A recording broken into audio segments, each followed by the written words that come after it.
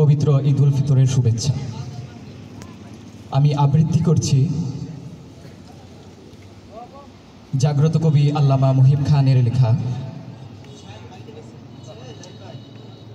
আল্লাহ আমার প্রভু।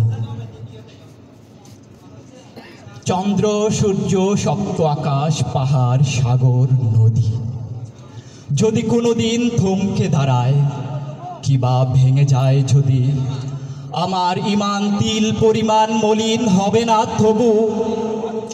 আমার জবান গেয়ে যাবে গান আল্লাহ আমার প্রভু। অগ্নিগিরির অতল গর্বে যদি হই নিক্ষিপ্ত, গর্দানে উঠে খোলা তলোয়ার নির্মম তেজদীপ্ত।